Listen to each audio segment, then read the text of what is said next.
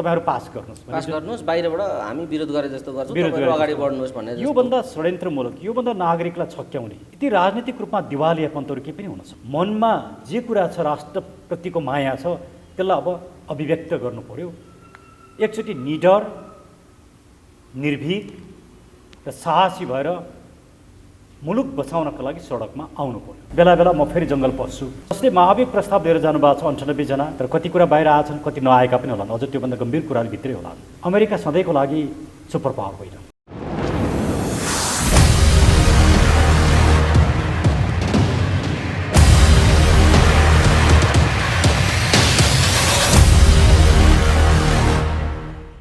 एमसीसीले उत्पन्न गरेको गतिरोध सुरक्षा थ्रेट र मुलुकै चुनौतीको रूपमा आइरहेको छ भन्ने आशयको र हताश मनस्थिति पनि हो कि उहाँको जस्तो अनेकौँ विषयहरू उहाँले उद्घाटित गर्नुभयो। त्यो अन्तर्वार्ता हेर्नुभयो, त्यसको प्रतिक्रिया पनि तपाईँले पक्कै बनाउनु भयो।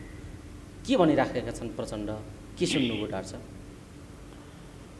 म प्रचण्डजीको बारेमा अहिले त्यति धेरै बोल्न चाहन्न, किनभने एमसीसीको विषयमा उहाँका आफ्ना धारणा, अभिव्यक्ति र क्रियाकलाप एकपछि अर्को बाजिएका, प्रश्न नभएका, नागरिकहरूलाई झुक्याइएका, आफै एउटा दाउपेचमा परेका र दाउपेच गरिराखेका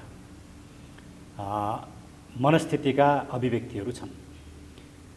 उहाँले आफूलाई एउटा ठुलो राजनीतिक खेलाडी ठान्नुभयो र मैले जे गरे पनि हुन्छ, जसरी पनि म अरूलाई झुक्क्याउन सक्छु, छक्क्याउन सक्छु भन्ने मानसिकताका उपजका रूपमा यी सबै कुराहरू आए।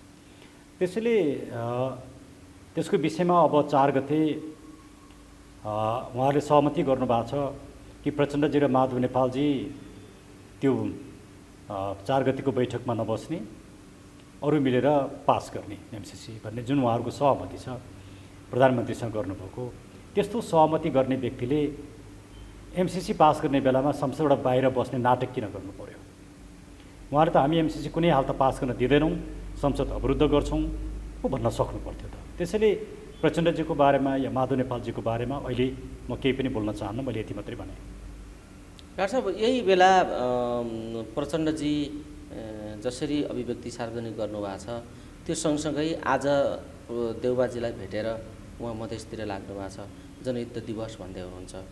अलिकति समीक्षा गरौँ न, के यो जनयुद्ध दिवस साँच्चै जनयुद्ध हो भने किन 2 नम्बर प्रदेशले मात्रै यसलाई सार्वजनिक बिदा दियो? समग्र उहाँहरूकै सरकार छ, देशैले उत्सव मनाए के हुन्थ्यो?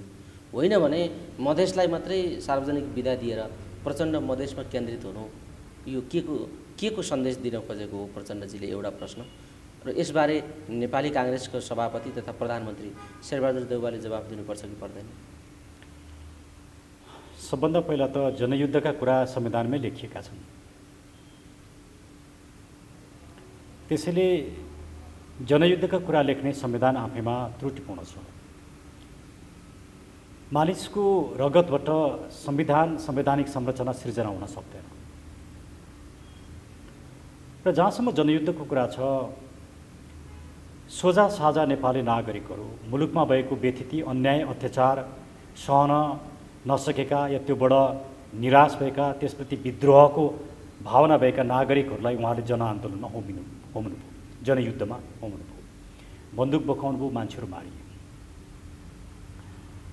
तर आज ती जनयुद्धमा होमिएका लडाकुहरू जो साँचो मुलुकलाई माया गर्थे, उनीहरूमा मुलुकभन्दा अरू कुनै पनि कुरा थिएन। सत्तामा पुग्ने, सत्तामा पुगेर सम्पत्ति कमाउने, राजनीतिलाई व्यापार बनाउने उनीहरूको कुनै सोच थिएन। मुलुकप्रतिको मायाले उनीहरू गएका थिए। तर ती 17,000 मानिस मारेर ती लडाकुहरूले आज के उहाँहरू त्यो जनयुद्धमा होमिएको सपना साकार भएको छ त? कोही एकजना पनि मैले 5 जना साकार भयो भन्ने। यस्तो अवस्थामा जनयुद्धलाई उहाँहरूले त्यसको उद्देश्यलाई पराजित गरिसक्नु भएको छ। ती योद्धाहरूको भावनामाथि खेलबाड गर्नुभएको छ। र जनयुद्धले जे अभिष्ठा लिएको थियो, उहाँका जुन त्यसबेलाका एजेन्डा थिए, कुनै एउटा पनि पुरा भएको छैन। उहाँले जनयुद्धका सबै कुरा छोड्नु भएको छ, बाहेक बेला बेला म फेरि जङ्गल पस्छु भनेर धम्की दिने बाहेक। त्यसैले जुन उद्देश्यले जनयुद्ध सुरु भएको थियो त्यो उद्देश्य पनि छोडिसकेको अवस्था छ भने जनयुद्ध त उहाँले सोझा साझा नेपाली नागरिकहरूलाई जनयुद्धमा होमेर आफ्नो राजनीतिक अभिष्ट पुरा गर्ने र राज्य सत्ताको दुरुपयोग गरेर पैसा कमाउने माध्यम मात्रै बनाउनु हो। त्यो मनोवृत्तिको व्यक्तिले जनयुद्ध दिवस मनाउनु हास्यास्पद छ। म यसमा यति मात्रै भन्छु। डाक्टर साहब, यो एउटा प्रसङ्ग हो। अर्को प्रसङ्ग सँगसँगै यो एमसिसीको विषयलाई लिएर अमेरिकासँग भएका एमसिसीसँग भएका सम्झौताहरू कार्यान्वयन गर्ने सन्दर्भमा हिजो जे सम्झौता भए, उहाँहरूले जे गर्नुभयो त्यो अनुकूल नभइसकेपछि अमेरिकी चासो हुनु स्वाभाविक थियो। तर त्यो चासोलाई थ्रेटको रूपमा बुझेर उहाँले जसरी अभिव्यक्ति दिनुभएको छ, के साँच्चै अमेरिकाले नेपालमा एमसिसीको सवाललाई लिएर नेताहरूमाथि, सरकारमाथि थ्रेट गरेको हो? अब जुन कुरा मिडियामा आएको छ, जुन कुरा उहाँहरूको अभिव्यक्ति आएका छन्, त्यसलाई हेर्दाखेरि अमेरिकाले चासो मात्रै देखाएको र त्यो चासो स्वाभाविक हो भन्ने मलाई लाग्दैन। अन्तर्राष्ट्रिय कानुनका आधारमा पनि त्यो अस्वाभाविक छ। त्यो UN चार्टरको च्याप्टर 6 र च्याप्टर 7 को विपरीत छ। इन्डिपेन्डेन्स, सबरेन्टी, टेरिटोरियल इन्टिग्रिटीको विरुद्धमा छ। युएनले डिसिजन गरेका राज्यहरूको बिचका फ्रेन्डली रिलेसनका विभिन्न निर्णयहरूको विरुद्धमा छ। त्यसैले अमेरिकाले यो चासो मात्रै दिएको जुन थ्रेट, बाहिर आएका कुरा यदि सत्य हुन् भने, तर कति कुरा बाहिर आएछन्, कति नआएका पनि होलान्, अझ त्योभन्दा गम्भीर कुराहरू भित्रै होलान्।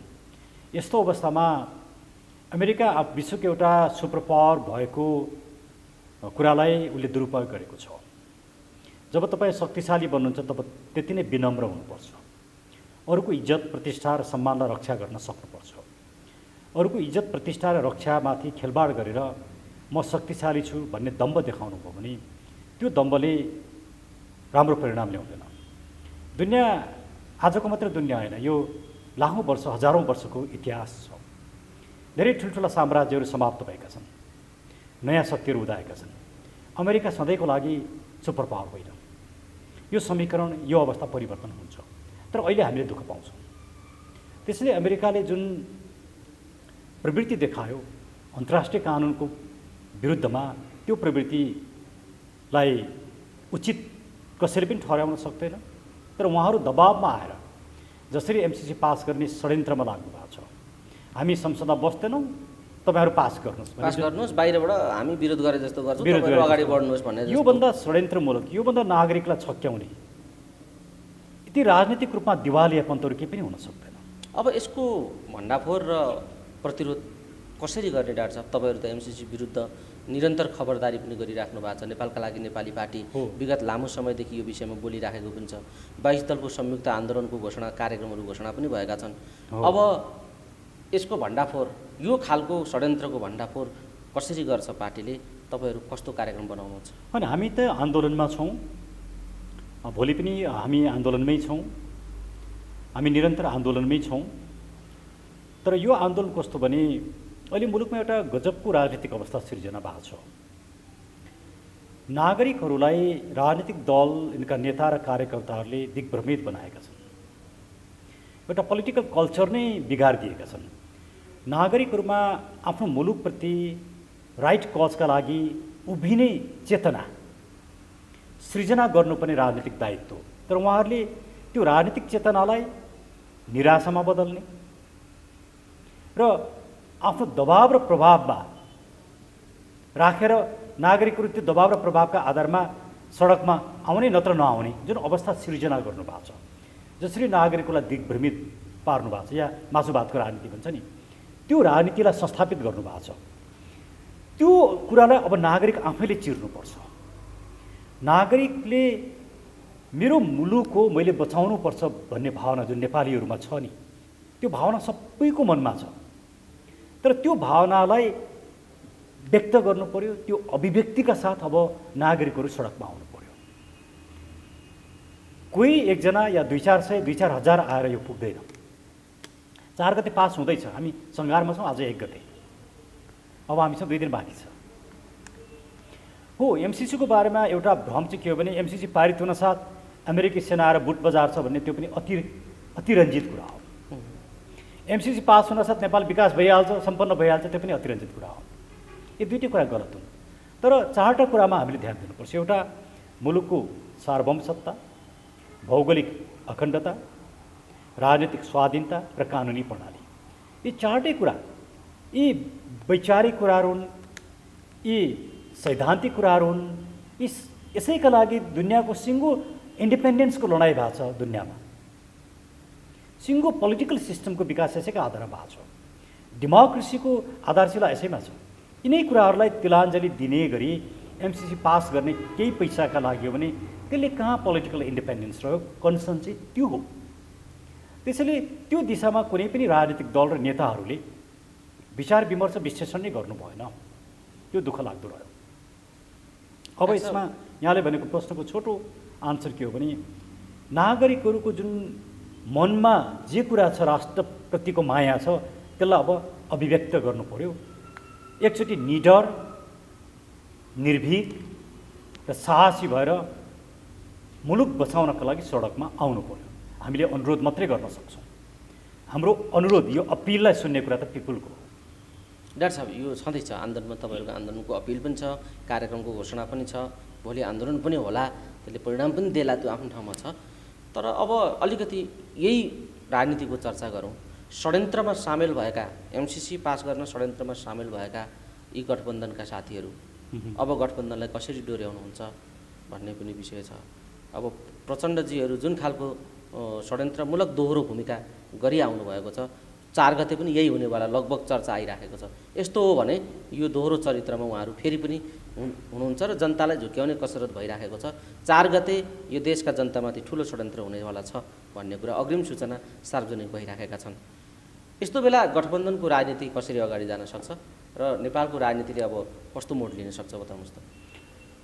होइन, उहाँहरू त क्लियरली भनिसक्नुभयो नि, गठबन्धन पनि तोडिँदैन, एमसिसी पनि पारित हुन्छ। उहाँहरू संसदमा उपस्थित नभइदिने या संसद एकछिन छोडिदिने, सर्प पनि मरोस् लौरो पनि नभए बाहिर एकछिन विरोध गरे जस्तो गरिदिने, यति ठुलो षड्यन्त्र मुलुकप्रतिको र नागरिकप्रतिको यो सहनै नसकिने षड्यन्त्र। हामीले यस्ता व्यक्तिहरूलाई, यस्ता नेताहरूलाई, यस्ता दलहरूलाई सत्तामा पुर्यायौँ, त्यो गल्ती त अब हामी नेपाली नागरिकले महसुस गर्नु पर्यो नि। तपाईँ यसैलाई राजनीति ठान्नुहुन्छ, यसैलाई स्वाभाविक ठान्नुहुन्छ, जनतालाई बेकुफ बनाउने कसरत उहाँहरू लाग्नु भएको छ। जे गरे पनि हुन्छ भन्नु ठान्नुहुन्छ भने त त्यसको पनि उपचारै छैन। होइन, राजनीति विधिसम्मत हुनुपर्छ, ट्रान्सपेरेन्ट हुनुपर्छ, नागरिकलाई झुक्क्याइनु हुँदैन, मुलुकको हितमा हुनुपर्छ, दोधारे चरित्र गरिनु हुँदैन भन्ने हो भने अहिलेको राजनीति सहनै नसकिने। यो राजनीति नै होइन, यो कुराजनीति हो। डाक्टर साहब, जे परिदृश्य देखिएको छ, जे सङ्कट देखिएको छ, ठिक यही बेला प्रधान न्यायाधीश चोलेन्द्र शमशेर जबरामाथि महाअभियोग दर्ता गरिएको छ। किन यस्तो भइरहेको छ बताउँछु? यो अब आजका मिडियाबाट आएर हामीलाई थाहा भयो, वास्तवमा प्रधान न्यायाधीश चोलेन्द्र शमशेर राणाको विरुद्धमा लामो समयदेखि आवाज उठिराखेको छ। बार आन्दोलनमा छ, आन्दोलित छ, बारले केही कुराहरू उठाएको थियो। तर आज आन्दोलन भएको पनि 106-7 दिन भइसकेको छ। हिजो तिनै राजनीतिक दलहरूले चोलेन्द्र शमशेरलाई संरक्षण गरेर राखे। अहिले आएर 81 उहाँहरूको राजनीतिक दलभित्र पनि यो विषयमा छलफल छैन, उहाँहरूको संसदीय दलभित्र पनि छलफल छैन। जसले महाभियोग प्रस्ताव लिएर जानुभएको छ 98 जना, उहाँहरू पनि एक ठाउँमा बसेर छलफल गर्नुभएको छैन। तर अल अफ अ सडन महाभियोग आएको छ। अब यसको पछाडिको के राजनीतिक स्वार्थ छ यो हेर्न बुझ्न बाँकी छ। तर जसरी महाभियोग आयो त्यो चाहिँ अनपेक्षित छ। हो, चोलेन्द्र शमशेर राणाले गर्नुभएका कतिपय काम र क्रियाकलापहरूप्रति एउटा संवैधानिक र कानुनी बाटोबाट निकास खोजिनुपर्छ भन्ने मेरो सुरुदेखिको अडान हो। त्यो आधारमा महाभियोग आउनु नराम्रो होइन, किनकि त्यसले एउटा कानुनी र संवैधानिक निकास दिन्छ। तर जुन क्षणमा, जुन समयमा जसरी महाभियोग आएको छ त्यो चाहिँ हतारमा आपतकालीन जस्तो त्यो चाहिँ कस्तो छ भने बुझ्न नसकिने। किन महाभियोग जस्तो विषय के हो भने छलफल गरिनुपर्छ। जसले महाभियोग लिएर जानुभयो उहाँहरूको बिचमा पनि छलफल हुनुपर्छ। उहाँहरूको बिचमै छलफल भएको छैन, प्रतिपक्षीसँग पनि छलफल छैन। र प्रतिपक्षले त यो कुरा थाहा, त्यहाँ प्रतिपक्षको त एकजना पनि सांसद, एमालेको एकजना सांसदको पनि हस्ताक्षर मैले देखिनँ। एमालेको सचिवालयको आज बैठक बस्दैछ त्यही विषयमा, मैले मिडियाबाट सुनेको छु। र ओलीजीले भर्खरै भन्नुभएको छ यो चुनाव भान्ने षड्यन्त्र हो भन्ने अभिव्यक्तिहरू उहाँका बाहिर आएका छन्। कति साँचो मलाई थाहा छैन। किनकि विदिन 1 आवर यी सबै कुरा विकास भइरहेछन्। तर जे भए पनि यो महाभियोगले एउटा राजनीतिक चुनौती पनि सिर्जना गर्छ, कानुनी चुनौती पनि सिर्जना गर्छ र संवैधानिक एउटा चुनौती पनि सिर्जना गर्छ भन्ने मलाई लाग्छ। डाक्टर साहब, ठ्याक्कै यही बेला अब जसरी महाभियोग दर्ता भएको छ, दर्ता भए लगत्तै अब चोलेन्द्र शमशेर जबरा निलम्बनमा पर्नु भएको भन्ने खालका समाचारहरू पनि आए। निलम्बनमा पर्नुहुन्छ भन्ने चर्चा पनि उठेको छ। ठ्याक्कै अब उहाँ के निलम्बन हुनुभएको हो वा उहाँ निरन्तर आफ्नो कार्यमा रहनुहुन्छ, जिम्मेवारीमा रहनुहुन्छ? के छ कानुनी प्रावधान बताइदिनुहोस् त। यो एकदमै जटिल कानुनी प्रश्न हो मेरो लागि चाहिँ। मैले एउटा निष्पक्ष भएर हेर्दा अब यही कुरा सुशीला कार्कीको सन्दर्भमा उहाँलाई निलम्बन गरियो, उहाँ निलम्बनमा बस्नुभयो र त्यो बेला त्यो निलम्बनलाई उहाँ निलम्बन हुनुहुन्न भनेर चोलेन्द्र शमशेर राणाले नै आदेश गर्नुभयो। कस्तो गजबको कोइन्सिडेन्स छ। सुशीला कार्कीलाई महाभियोग लाग्दाखेरि उनलाई जुन निलम्बनमा राख्यो त्यो निलम्बन हुँदैन है भनेर उहाँले नै व्याख्या गर्नुभयो। आज उहाँमाथि नै महाभियोग आएको छ। अब उहाँ निलम्बनमा पर्नुहुन्छ कि पर्नुहुन्न भन्ने बारेमा 3टा कुरालाई हेर्न जरुरी छ कानुनी रूपमा। एउटा, महाअभियोग कार्यविधि नियमित गर्ने ऐन भन्ने छ 2059 सालको। यसलाई पछिल्लोचोटि 72 सालमा संशोधन गरिएको छ। एउटा त्यो ऐन हेर्नुपर्छ। दोस्रो, पार्लियामेन्टको नियम छ, प्रतिनिधि सभा नियमावली छ 2075, एउटा त्यसलाई हेर्नुपर्छ। त्यसको 161 लाई हेर्नुपर्छ। अर्को, संविधानको धारा 101 लाई हेर्नुपर्छ। म संविधानको धारा 101 बाट सुरु गर्छु। संविधानको धारा 101 को उपधारा 2 र उपधारा 6 महत्त्वपूर्ण छ। उपधारा 2 ले संसदको 25% सदस्यहरूले हस्ताक्षर गरेर महाभियोग पेश गर्न सक्ने व्यवस्था गरेको छ। त्यसको प्रक्रियाको बारेमा महाभियोग सम्बन्धी जुन ऐन 2059 सालको छ प्रक्रियाको बारेमा त्यसले व्यवस्था गरेको छ। धारा 101 को उपधारा 2 मा भएको कुरा पेश गर्ने कुरा छ र त्यसरी 2/3 पारित गर्ने कुरा छ। त्यसको उपधारा 6 मा आइसके पछाडि महाअभियोगको कारबाही प्रारम्भ भएपछि निलम्बन हुने कुरा छ अथवा त्यस्तो काम कारबाहीको टुङ्गो नलागेसम्म आफ्नो पदीय कार्य गर्न नपाउने कुरा छ। त्यसलाई हामीले अर्को भाषामा निलम्बन भनौँ, सजिलो भाषामा चाहिँ। अब यहाँ प्रश्न, एउटा गम्भीर कानुनी र संवैधानिक प्रश्न के उठ्छ भने प्रधान न्यायाधीश चोलेन्द्र शमशेर राणाको विषयमा निलम्बनको कारबाही प्रारम्भ भएको हो कि होइन? महाभियोगको प्रस्ताव पेश गर्नु निलम्बनको कारबाही प्रारम्भ हुनु हो कि होइन? एउटा गम्भीर संवैधानिक प्रश्न खडा भएको छ। अब यो प्रश्नलाई हेर्दाखेरि हामीले सिङ्गो संरचनालाई हेर्नुपर्छ। महाभियोगको प्रतिनिधि सभा नियमावली र कार्यविधिसँग सम्बन्धी ऐन 2059 लाई हेर्दा के देखिन्छ भने पहिला यो महाभियोगको निवेदन चाहिँ महासचिव वा सचिवलाई दिइन्छ। उनले सभामुख समक्ष पेश गर्छन्, सभामुखले संसदमा पेश गर्छन् र 11 जनाको एउटा छानबिन समिति बनाइन्छ र त्यो 11 जनाको छानबिन समितिमा एउटा इन्डिपेन्डेन्ट लयर पनि हुन्छन् र त्यो छानबिन समितिमा सबै आरोपहरू पठाइन्छ। उहाँलाई अहिले 21 बुँदे आरोप लगाएको भन्ने छ, मैले आरोप पढ्न पाएको छैन। र त्यो आरोप लागेपछि त्यो आरोप चाहिँ आरोप लाग्न सक्ने अवस्था छ कि छैन भनेर त्यो समितिले निर्णय गर्छ र त्यो समितिले त्यो निर्णय गरिसके पछाडि मात्रै महाअभियोगको कारबाही सुरु हुन्छ मेरो बुझाइमा। भनेपछि अहिले नै उहाँ निलम्बनमा पर्नु भएको अवस्था। पक्नुहोस्, वेट मैले बुझेको चाहिँ महाअभियोग हाम्रो ऐन र संविधान र ऐनको व्यवस्थालाई, नियमको व्यवस्थालाई हेऱ्यो भने महाअभियोगको प्रस्ताव पेश हुनु नै कारबाही प्रारम्भ हुनु होइन। पेश हुने एउटा अवस्था हो, कारबाही प्रारम्भ हुने अर्को अवस्था हो। र हाम्रा यो ऐन र नियमले, संविधानले व्यवस्था गरेको र परिकल्पना गरेको कुरा के हो भने 11 जनाको सदस्य बनिसकेपछि महाअभियोग छानबिन समिति बनेपछि त्यसले इन्भेस्टिगेसन गरेर लगाइएको आरोप उपयुक्त हो या होइन भन्ने निर्णयमा पुग्छ। फेरि त्यो छानबिन समितिमा प्रतिनिधि सभामा प्रतिनिधित्व गर्ने सबै दलको समानुपातिक रूपमा प्रतिनिधित्व हुन्छ। अहिले यो प्रस्तावमा 98 जना जो सही गर्नुभएको छ एमालेको सांसद मैले देखेको छैन। त्यसले त्यो 11 जनाको समिति बनेर सबै दलको प्रतिनिधित्व भएर त्यसले छलफल गरेर निर्णयमा पुगेपछि माओवादीको प्रस्तावको प्रक्रिया अगाडि बढाउने भनेर निर्णय पुगेपछि मात्रै कारबाही प्रारम्भ हुन्छ भन्ने मेरो बुझाइ हो। तर अहिले मिडियामा आएको कुरा के छ भने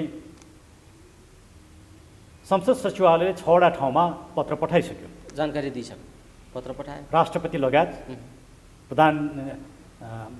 प्रधान न्यायाधीश, सर्वोच्च अदालत, प्रधानमन्त्री लगायतलाई पठाइसकेको छ र त्यसमा उहाँलाई निलम्बन, तपाईँ निलम्बनमा रहनु भएको छ भन्ने कुरा जानकारी दिएको भन्ने मिडियामा आएको छ।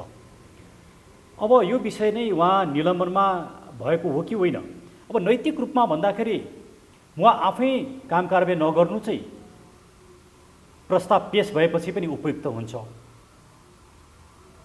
तर प्रस्ताव पेश हुनसाथ निलम्बनमा परिन्छ भन्ने कुरामा मैले त्यसरी संविधान र कानुनलाई बुझ्न सकेको छैन। तर यो विषय एउटा गम्भीर संवैधानिक र कानुनी छलफलको विषय हो।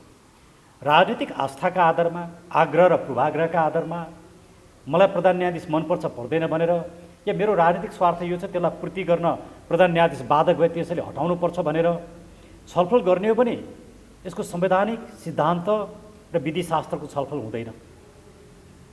यो गम्भीर विषय हो। होइन, आग्रह र पूर्वाग्रहका आधारमा पनि कसैले निलम्बन भयो भन्लान्, कसैले नभए भन्लान्। तर म चाहिँ मैले बुझेअनुसार कारबाही प्रारम्भ भएको मान्ने हो भने उहाँ निलम्बनमा पर्नुहुन्छ, कारबाही प्रारम्भ भएको नमान्ने हो भने उहाँ निलम्बनमा पर्नुहुन्न। त्यसको लागि त अझ व्यवस्था के छ भने उहाँलाई नोटिस दिनुपर्छ, सूचना दिनुपर्छ, उहाँलाई संसदमा बोलाइनुपर्छ, उहाँलाई भन्ने मौका, प्रतिवादको मौका दिनुपर्छ, उहाँले आफ्नो लयर पनि राख्न पाउनुहुन्छ। अनि त्यो छलफल गरिसकेपछि त्यो 11 जना एउटा निर्णयमा पुग्छ। अनि त्यो निर्णयमा पुगेपछि कारबाही चल्ने भनेपछि मात्रै कारबाही प्रारम्भ हुन्छ भन्ने मैले बुझेको। हामीले राइट टु डिफेन्स नदिकन कोही पनि व्यक्तिमाथि कारबाही गर्ने प्रक्रिया सुरु गर्दैनौँ। तर डाक्टर साहब, यहाँ त अब कायम मुकायमका कुरा समेत उठिसके, जिम्मेवारीका हिसाबले यस्ता विषयहरू आए। दीपक कुमार कार्की, श्रीमान दीपक कुमार कार्कीलाई कायम मुकायम जिम्मेवारी प्रधान न्यायाधीश बनाउने भन्ने खालका कुराहरू पनि उठेका छन्। भनेपछि त उहाँ निलम्बन पर्नु भएको भन्ने नै सन्देश दिन खोजेको हो। मिडियामा त्यही कुरा आएको छ। दीपक कुमार कार्की श्रीमान उहाँ अहिले कायम मुकायम प्रधान न्यायाधीश हुनुभएको भन्ने कुरा आएको छ। मैले सुप्रिम कोर्टको वेब पेज हेरेको छैन, के लेखिया छ थाहा छैन। गम्भीर किसिमको कानुनी संवैधानिक प्रश्न त आयो फेरि यो विषयले, होइन? एकदमै गम्भीर किसिमको आयो। तर अब अवस्था कस्तो नै सुप्रिम कोर्टको अहिलेको अवस्था हेर्ने नि प्रधान न्यायाधीश बाहेक सबै न्यायाधीशहरू एकातिर बसेर आन्दोलन गरेका हुन् प्रधान न्यायाधीशको विरुद्धमा, होइन? अब प्रधान न्यायाधीशले ममाथि कारबाही प्रारम्भ भएको छैन त्यसैले निलम्बन गर्न पाइँदैन भनेर एकछिन मानुस रिट निवेदन लिएर जानुभयो। त्यहाँ त स्वच्छ सुन्नाइ हुने अवस्था पनि छैन। यसले एउटा गम्भीर संवैधानिक, कानुनी र राजनीतिक एउटा भ्याकुम सृजना गर्यो। यो भ्याकुमले कस्ता कस्ता स्थितिहरू पैदा गर्न सक्छ डाक्टर साहब? हामी कुराकानीको अन्तिम चरणमा छौँ, यसले जाँदा जाँदै बताइदिनु। राजनीतिक अभिष्ठाका लागि यहाँ केही पनि गर्न सकिन्छ भने एकदमै अनप्रेडिक्टेबिलिटी, आफ्नो राजनीतिको उद्देश्यका लागि म प्रधान न्यायाधीशलाई पनि गर्न सक्छु, फलानालाई जसलाई पनि जे पनि गर्न सकिन्छ। अनि यो सिस्टम चाहिँ यति भल्नरेबल भयो नि, यति कमजोर भयो कि यो सिस्टमले विश्वास सिर्जना गर्न सकेन। अझ अर्को भाषामा भन्दाखेरि गणतन्त्रलाई बचाउने किसिमको राजनीतिक छवि, त्यो विचार, त्यो किसिमको नेतृत्व, त्यो किसिमका इन्स्टिट्युसनहरू मुलुकमा तयारै भएनन्। अब यसले चाहिँ एउटा ठुलो राजनीतिक सङ्कट, संवैधानिक सङ्कट सिर्जना गर्छ। डाक्टर साहब, यसो भन्दै गर्दा नि प्रधान न्यायाधीशमाथि जसरी महाअभियोग दर्ता गरियो, यो गम्भीर किसिमको राजनीतिक आग्रह पूर्वाग्रह प्रेरित छ भन्ने निष्कर्ष हो तपाईँको? होइन, मैले त्यसरी पनि भनेको छैन। तर अहिलेको जुन टाइममा महाअभियोग आयो नि, यो अप्रत्याशित भयो, यो अप्रत्याशित, त्यसमा कुनै न कुनै राजनीतिक स्वार्थ नलुकिकन यो आएको छैन भन्ने आशंका। तर त्यो के राजनीतिक स्वार्थ मैले बुझेको छैन। किनभने यो विषयमा न काहीँ दलभित्र छलफल भएको छ, न कुनै संवैधानिक निकायहरूमा छलफल भएको छ, न दलको एउटा समितिहरूमा छलफल भएको छ, टाइम पनि भएको छैन। अल अफ अ सडन जसरी आएछ रातारात, यसले ठुलो शङ्का के जन्माउँछ भने यहाँ जे पनि गर्न सकिन्छ। तपाईँसँग राजनीतिक समीकरण मिलाउन सक्नुभयो भने जे पनि गर्न, जस्तो एमसिसी पास गर्न जुन किसिमको राजनीतिक समीकरण मिलाइयो, सत्तामा बसिरहने, गठबन्धन नछोड्ने, विरोध गरे जस्तो पनि गर्ने। यो त दुनियाँमा कस्तो एउटा अनौठो किसिमको राजनीति, कुनै मर्यादा, भ्यालुज, भर्च्यु केही पनि नभएको।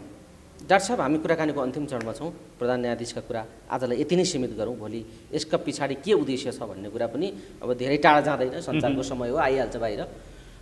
थोरै डाक्टर साहबलाई जाँदा जाँदा एउटा जिज्ञासा राखौँ। यो एमसिसी अनुमोदन गर्नका निम्ति 4 गते पेश गर्ने जुन सन्दर्भ छ, यसमा सभामुखले रोक्न सक्ने या सभामुखको भूमिका कति प्रभावकारी हुन सक्छ? होइन, सभामुखले त पटक सभामुखलाई अलिकति पृथक ढङ्गले हेरौँ न, अलिकति उहाँको के भूमिका? उहाँले त पटक पटक भन्नुभएको छ यो संविधानभन्दा प्रचण्ड मेरो लागि ठुलो भनेर भनिसक्नु भएको छ। प्रचण्डले जे भन्नु उहाँले त्यही गर्नुहुन्छ भनेपछि आशा गर्ने ठाउँ किन उहाँले नै भनेको स्टेटमेन्ट हो नि यो। अब प्रचण्डले पेश गर्नुहोस् भन्नु भने उहाँले पेश गर्नु होला, नगर्नुहोस् भन्नु भने नगर्नु होला एउटा। दोस्रो, एज अ सभामुख उहाँले एमालेको जुन 14 जना सांसदको विषयमा जुन विषय उठ्यो त्यहाँमै उहाँले सभामुखको भूमिकाभन्दा बाहिर गइसक्नु भएको छ। उहाँ संसदमा आएको प्रस्ताव म पेश गर्दिनँ भन्न सभामुखलाई कानुनत अधिकार छैन। तर एमसिसी जस्तो गम्भीर विषयमा अब तपाईँले मलाई यो प्रश्न सोध्नु कत्रो डाइलेमा छ क्या। संवैधानिक र कानुनी रूपमा उहाँले म पेश गर्दिनँ भन्न पाउनुहुन्न, तर एमसिसी जस्तो विषयमा उहाँले पेश नगर्दै हुन्थ्यो भन्ने चाहना हामी सबैको हुन्छ। तर म संविधान र कानुनलाई मिचेर गर्नुपर्छ भन्ने पक्षमा छैन। एउटा ठुलो तपाईँले डाइलेमाको क्वेसन राखिदिनु। डाक्टर साहब, हामी अन्तिम चरणमा छौँ। जाँदा जाँदै जे सङ्कट अझ थप संवैधानिक र कानुनी सङ्कट मै जेल्ने खालको जुन एउटा स्थिति पैदा भयो अप्रत्याशित रूपमा, यसले अब कस्तो रूप लिन सक्छ र नेपाली जनताले अब कस्तो मनोविज्ञान बनाउने यो घटनाबाट भन्ने कुरामा जाँदा जाँदै के भन्न चाहनुहुन्छ? अब नेपाली नागरिकहरूले सिङ्गो यो सिस्टमलाई फेर्नुपर्छ, न्यायपालिकामा आमूल रूपमा परिमार्जन गर्नुपर्छ। यो टालटुले प्रवृत्तिले हुँदैन। प्रधान न्यायाधीश हटाउँदैमा न्यायालयका समस्या समाधान हुँदैनन्। यो कम्प्लिट विकृतिमा गइसकेको छ। संसदले केही काम गर्न सक्दैन। राजनीतिक दल र नेताहरू आफ्नो राजनीतिक स्वार्थ सिद्धि गर्ने भन्दा केही काम छैन। त्यसैले यो गणतन्त्र